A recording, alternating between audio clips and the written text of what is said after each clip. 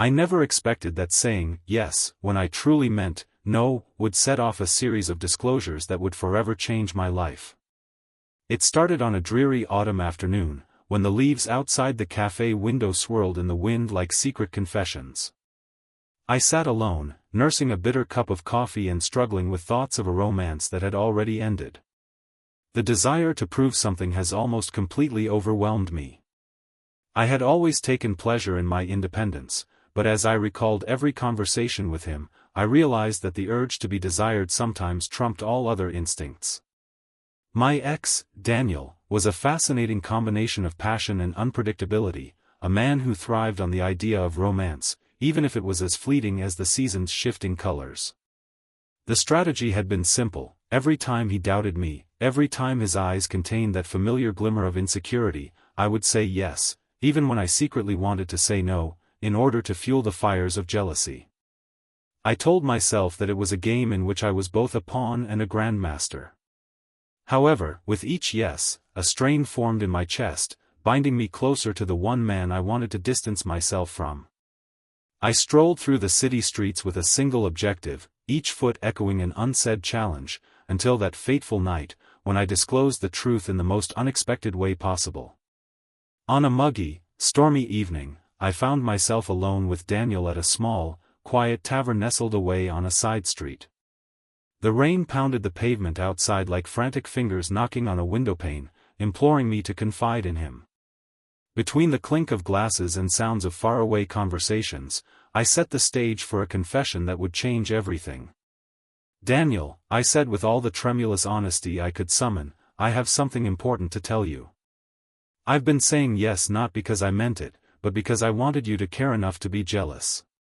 His eyes widened in surprise and amazement, suspended between shock and silent accusation. In that moment, our dynamic's delicate equilibrium was utterly disrupted. I saw no flashes of vindication in him, only the deep pain of being reduced to a pawn in a foolish game. What neither of us expected was the appearance of another protagonist in our complicated story, his mother, Eleanor. Eleanor, a woman of quiet dignity and tremendous resolve, had long served as the silent protector of family history and honor.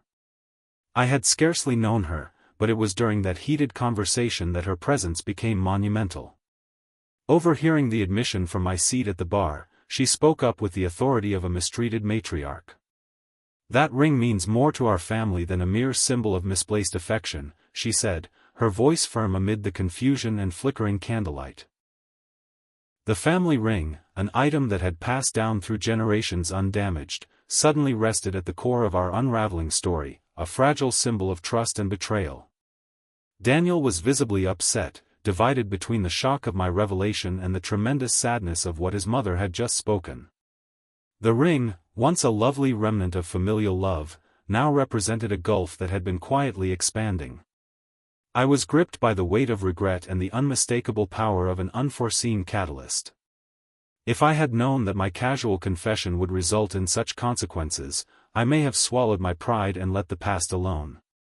Instead, I had started a fire that threatened not only my liberty but also the integrity of an entire family's tradition. As the debate became out of control, Daniel's mother asked that the ring be returned immediately, not as a punishment for me, but as a way to regain the honor of all those who had been betrayed. The demand sent me reeling, torn between wrath and shock. I never anticipated to be seen as the caretaker of a legacy so precious to a family that was suddenly weak, its relationships frail and polluted by my behavior. The following days were a blur. I grappled with mixed emotions. There was unmistakable relief in being honest about the game I'd played, but that honesty also contained the seeds of disaster. I had exposed my weakness by revealing a truth that was both real and erroneous. In the days that followed, my world became a tangle of remorse and introspection. The once shining sheen of my independent spirit was now tarnished by the weight of the repercussions I had unintentionally sown. Every morning, I awoke with the memory of my confession nagging at my conscience, a continual reminder that life's most dangerous decisions are frequently simple. I came to recognize the absurdity of attempting to control another person's affections, as if the truth, even when wrapped in layers of planned seduction, would fulfill the heart's desires. Instead, honesty had become a two-edged blade, capable of both liberating and devastating people it aimed to free. Daniel, too, walked the fine edge between love and disillusionment. I could tell that his formerly unwavering confidence had waned, replaced with an overwhelming sense of betrayal. Each encounter became more tense, with each silent moment carrying unsaid accusations. His eyes, which had previously radiated warmth and affection, were now haunted by a developing knowledge of the depths of our damaged relationship.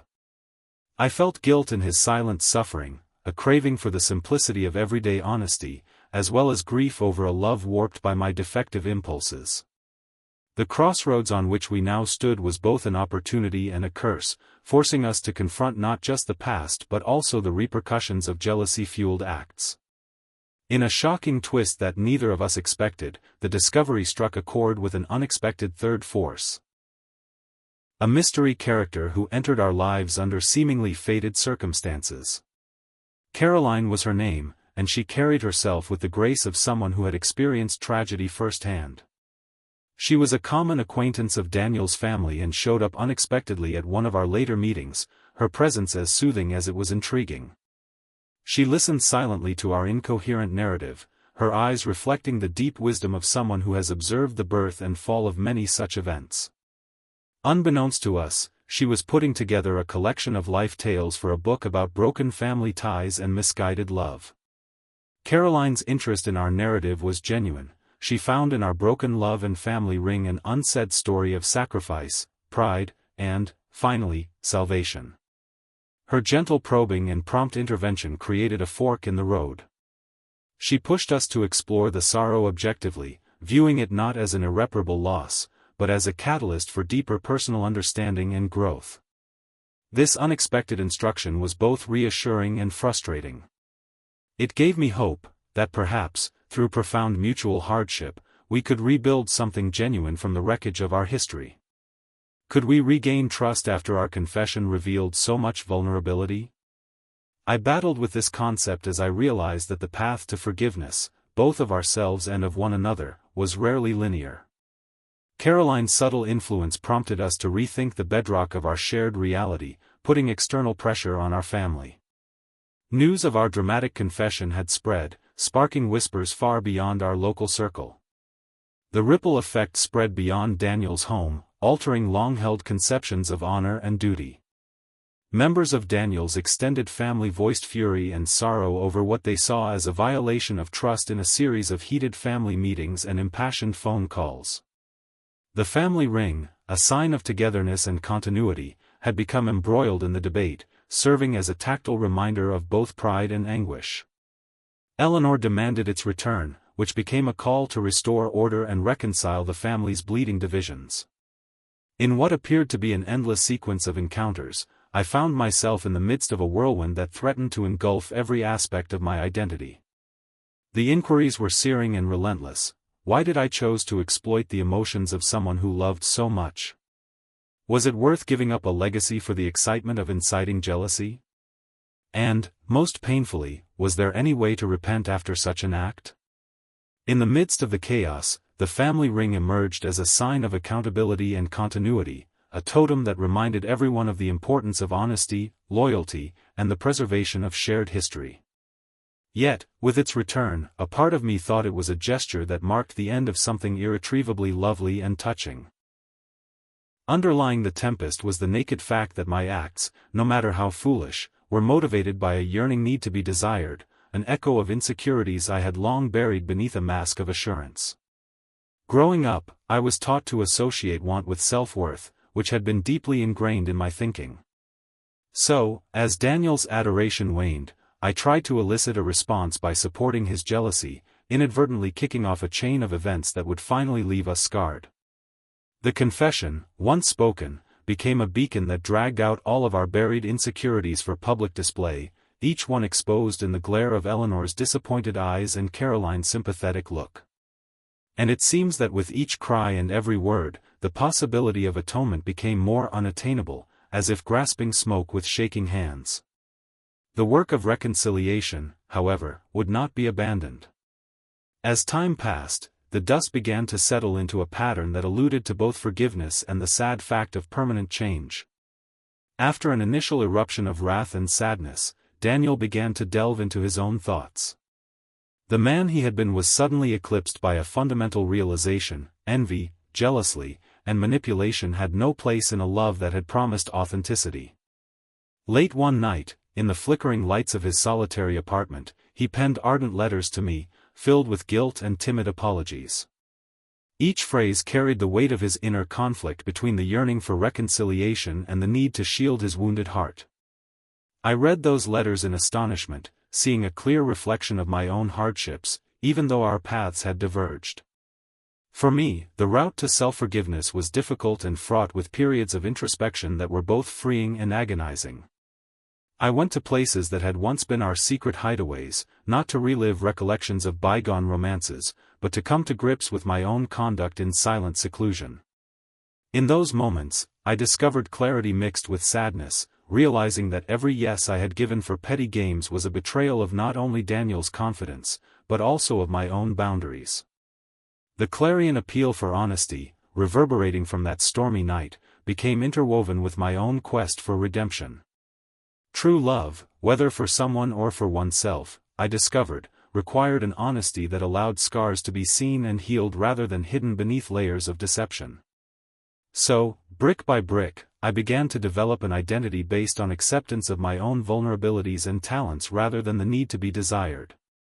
Caroline remained a quiet constant throughout, a mentor and gentle reminder that every tragedy contained a lesson to be learnt. Our coincidental meetings progressed from awkward encounters heavy with the recent scars of confession to deeper, more meaningful discussions on life's uncertainty. Caroline escorted me to a secluded park with twisting trails and peaceful benches under ancient trees one gloomy day, as the city softened with the promise of a gentle drizzle. As we talked about dreams and regrets, her comments rang clear. "It's not about whether someone says yes to you," she remarked quietly. "It's about whether you say yes to your own truth and honor yourself enough to face the consequences of that truth." And in that moment, bathed in the beautiful glow of fading sunshine, I accepted the reality that my actions, no matter how faulty, had forced me to confront a truer version of myself. While Daniel's internal struggle gradually began to find its own route to recovery, our relationship, as turbulent and laden with emotional wounds as it was, approached an unavoidable tipping point. Caroline planned a clandestine rendezvous in which we sat silently, allowing the weight of our common history to speak for itself. It wasn't a romantic reunion, but rather a quiet acceptance of previous mistakes and the melancholy beauty of vulnerability. Daniel's eyes, previously filled with smoldering hurt, now shone with the realization that forgiveness, whether provided overtly or internally, was not an act of forgetting, but the grace to move forward. Our chat was interrupted with pauses, moments when neither of us dared to breathe too loudly in the face of regret. However, each pause conveyed a tacit awareness that the journey of reconciliation was as much about accepting the past as it was about establishing a path to a future shaped by our learned vulnerabilities. Days progressed into weeks. The ring, now safely stored as a sign of the family's unwavering pride, served as a silent reminder of the toll remorse and ambition can take on the human soul. Eleanor, with a practicality that belied her age, began contacting each family member, asking them to consider the situation as a temporary setback rather than a lasting stain on their history. Her voice, formerly filled with strong reprimands, softened as she spoke about learning to forgive, even if the wound was still painfully obvious. Despite the echoes of betrayal and the harsh judgment of many who had formerly seen the ring as a beacon of unity, relationships gradually began to heal. Trust, after all, is a delicate balance between the readiness to accept flaws and the unwavering desire for mutual respect. I, too, took peace in the beauty of genuine transformation, despite the fact that the consequences of my earlier deeds hung heavily on my neck. I began volunteering at a local community center, working long hours to educate young individuals the value of self-respect and honesty in relationships. Every day, the constant cadence of making meals for shelter residents, reading stories to children, and organizing support groups taught me that the worth of life is often found in small acts of care and understanding rather than great gestures. In these moments, my prior sins were gradually replaced by the desire to serve a community that valued unconditional acceptance. And, while recollections of that stormy night persisted during peaceful periods, I had grown to understand that vulnerability was not a weakness, a defeat to be locked away, but rather a monument to the human spirit's power to evolve. As autumn's chill gave way to winter's contemplation, the previously turbulent landscape of my personal life settled, exposing a quieter, more reflective season. I began recording my feelings in a series of handwritten letters that I never intended to distribute but which acted as cathartic reflections of my deepest pain. In these pages, I dissected every moment, from the impetuous yes that had previously defined my behaviors to the long but careful steps toward comprehending the fundamental nature of human connection. I realized that each twist and turn in my journey was part of a greater story, one that reflected the intricacies of all relationships, the inherent struggle between our need for closeness and our fear of vulnerability. With each word I wrote, I became more competent at confronting the truth, however uncomfortable it may be, that love, in all its forms, necessitated an honesty that may often be excruciatingly painful. On a bright winter morning, Daniel and I unexpectedly reconnected at the park where Caroline had once imparted her calm wisdom with me. The park was stark in the dim light of dawn, with the trees robbed of their fall brightness and the ground powdered with a fine layer of frost. Daniel approached, his steps wobbly yet resolute. His eyes, despite the lingering echoes of agony, had a glimpse of something I hadn't seen in a long time: hope. We went on a silent walk together, our breaths mixing in the cool air, and each step seemed to bridge the gap of old grudges. Finally, he turned to me, his voice shaking with a genuine wish for reconciliation. "I've been thinking a lot," he added, "about all the times we hurt each other, and how, maybe, if we can look past these mistakes, we might find something worth salvaging." In that moment, I realized that, while the past was tainted with mistakes and sorrow, the future had not yet been written. We were each responsible for our own redemption, and perhaps the actual wonder of our story was that it was not a story of unending agony, but rather a path toward learning the enduring resilience of forgiveness. The days that followed were packed with hard-earned progress. We gradually began to meet in quieter, less tense situations, coffee dates that included neither the strain of accusation nor the bitterness of unresolved anguish, but rather a tentative acknowledgement of common humanity. We circled around the painful reality like moths to a flame, with each talk a step toward reassembling a broken mosaic into something resembling the beauty of a once-cherished past. And in those moments, I recognized that, while I had previously played the strings of jealousy and wounded vulnerabilities, I might now learn to pluck a different melody, one of sincerity and mutual respect. It was as if the ring, safely restored to Daniel's family, represented both an end and the promise of a slow and healing beginning. However, life, with its love of contradiction, guaranteed that as we dedicated ourselves to the process of change, new challenges arose. The scars of the past did not fade overnight, they developed a faint undercurrent in every shared laugh and long-forgotten look. I began to observe that in moments of shared silence, the past would intrude like an uninvited guest, the echo of that fateful revelation ringing in our ears. Daniel's eyes would occasionally cloud over, and I could feel the ghost of jealousy lurking in the shadows of our chats.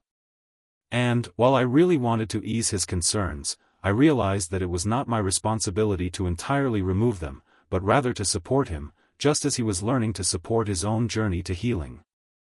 As winter turned into a season of introspection and whispered promises, we approached the ruins of our past life with cautious optimism. Every interaction was a negotiation, a subtle acknowledgement that, while our past remained carved in our minds, we had to choose each day whether to let it weigh us down or to utilize it as a catalyst for progress. Caroline's presence served as a continual, gentle reminder that any story, no matter how fraught with anguish and regret, had the potential to become a narrative of resilience. She attended numerous of our gatherings, greeting us with a knowing smile that alluded to her own struggles with love and loss. In one encounter, held in a dimly lit lounge following a community fundraiser, she looked directly at both of us and stated, "The family ring isn't just a piece of jewelry, it's a symbol that the strength of our bonds can weather even the fiercest storms. What matters is not the betrayals we have made, but the bravery to mend what has been broken. Her words echoed around the room, weaving themselves into the fabric of our strained but optimistic reconciliation. In that moment, I recognized that forgiveness is a succession of little, often painful acts made over time, rather than a single grand gesture. As I began my personal recovery path, life's demands were intermingled with the delicate stages of emerging healing.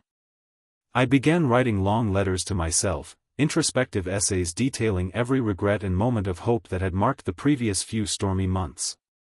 In the quiet hours of the night, when the only sound in my chamber was the delicate scratch of a pen on paper, I found solace in the act of acknowledgement.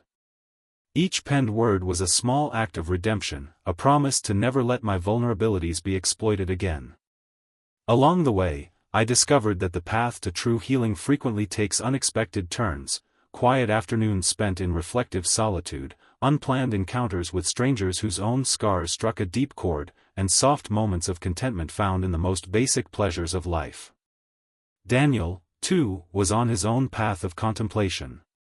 Though our paths diverged following that fateful confession, we both strove to turn our anguish into wisdom, an awareness that love can only bloom in the fertile soil of honesty and vulnerability.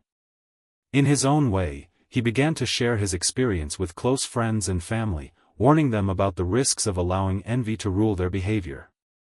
His journey to forgiveness, while fraught with remorse and self-doubt, served as a catalyst for discussions on trust and the actual meaning of commitment.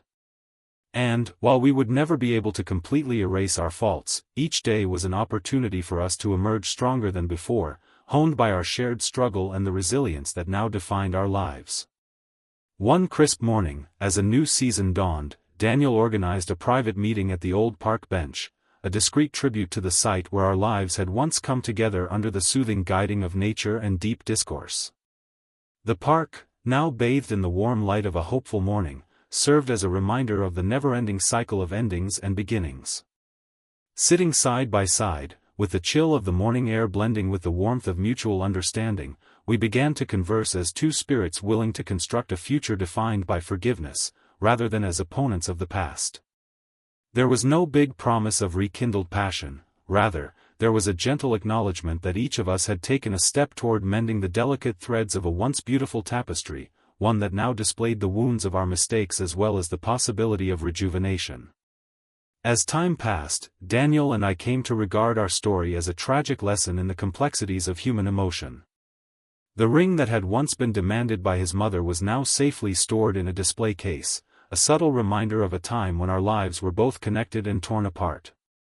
It served as a continual reminder that every symbol of legacy carries responsibility, and that even the most treasured artifacts can become symbols of grief if their real meanings are lost. In this slow dance of remorse and redemption, we learned to honor the past without being burdened by it, and we realized that forgiveness, both of ourselves and others, is a lifetime process. In our later years, as I found consolation in a quieter life filled with community service and thoughtful solitude, I would frequently recall that day in the quiet pub when I had all but shattered my carefully formed facade with one admission. The bittersweet recollection now appeared to be a faded chapter in the long book of my life, yet the lessons remained as vivid as ever. Every moment of exposure, every act of extreme emotional risk, reminded me that to live is to be exposed, to love, to err, and, finally, to forgive. I used to assume that my decisions would eternally define me, tying me to a history riddled with insecurity and an unfounded desire for validation. But, in reality, my openness to accept every error was the foundation of my development. Daniel, too, discovered clarity in his heart. With time, the violent storm of emotions that had threatened to wash him away transformed into a peaceful reserve of strength and determination. He began coaching young souls, people who were dealing with their own inner demons concerning love and trust, and discovered that his traumatic experience was becoming a source of inspiration for others. His road was not without difficulties, but each stumbling block served as a stepping stone, leading him to a deeper knowledge of forgiveness that extended well beyond personal grief. Caroline's continuing presence was important to our interwoven stories, serving as a reminder of how fate frequently intervenes in the most fortuitous of ways.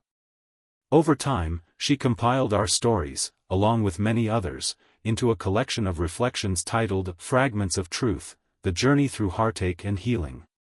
In its pages, our voices blended with countless others, weaving together a tapestry of human experiences that spoke of betrayal, forgiveness, and, ultimately, the redemptive power of living one's truth. Caroline's patient direction had helped us navigate the hazardous seas of our emotions, reminding us that the human heart, while fragile at times, has an astonishing capacity for rebirth. Slowly, the finality of our history gave way to a nuanced acceptance of our complete experience.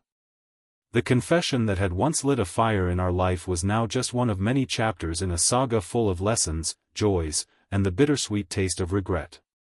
For me, saying yes to illicit jealousy had evolved into a path of self-acceptance, embracing every aspect of my identity, including those tarnished by past sins.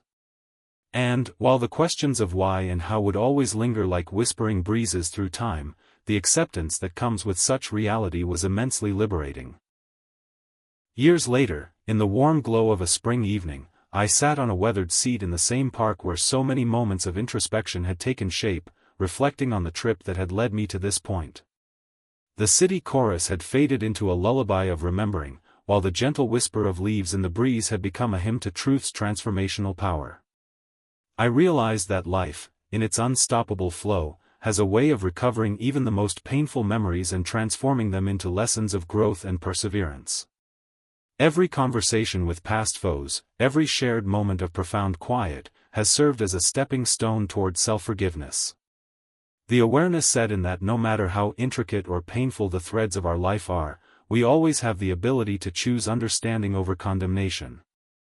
Although Daniel and I would never return to the raw, unguarded condition of our early days together, we developed a deep regard for the sorrow that taught us to mend our souls in earnest.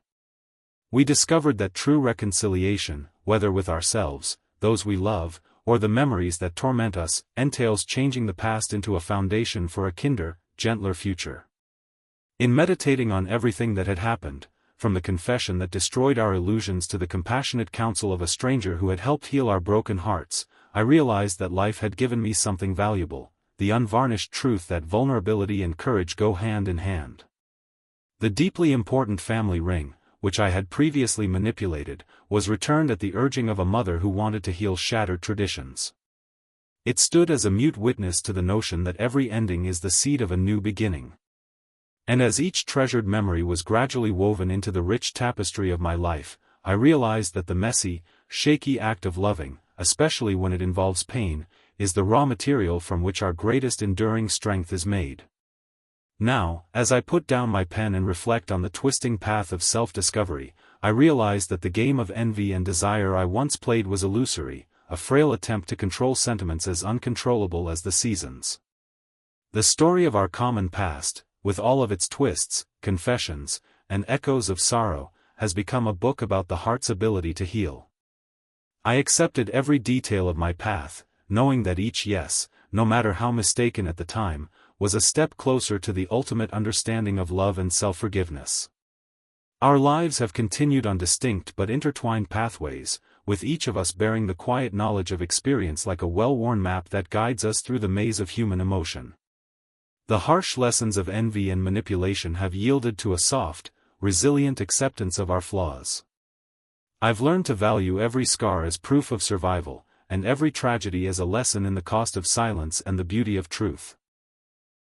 That realization contains the hope that any soul, no matter how beaten by the tribulations of love, can rebuild and find comfort in a future characterized not just by past wrongs, but also by the prospect of recovery and the promise of brighter days. As I conclude this chapter in my heart, I hope that our story, filled with grief, mistakes, and, eventually, unlimited forgiveness, will serve as a reminder that even in the most desperate circumstances, there is always an opportunity to say yes to the truth. That naked and unfiltered truth gives us the strength to transform sadness into resilience, and from the ashes of our past, exquisite blossoms of new beginnings can arise. This acceptance, the willingness to be vulnerable and risk again, has the timeless promise of redemption and the ability to love anew. So, after years of contemplation, heartache, and delicate reconciliation, I leave you with one final thought: every confession, every fork in the road of jealousy and remorse, is really a stepping stone to a fuller, more authentic existence. May we all have the courage to accept our facts, even if they disrupt the intricate tapestry of our common human experience. May we remember that every family relic, every symbol of history, has the potential to remind us that our past, no matter how shattered, serves as the basis for us to rebuild. And in the faint echo of each yes, murmured with regret but redeemed by progress, may we find the light that leads us to forgiveness that is both profound and liberating. The story of my confession, of attempting to elicit jealousy in order to justify a wobbly love, of confronting a mother anxious to reclaim a prized family heirloom, is now knitted into the very fabric of my being. It is an enduring tribute to the fragility and endurance of the human heart, a story that, while marked by the past, is brightened by the sweet promise of reconciliation and the transformational power of truth.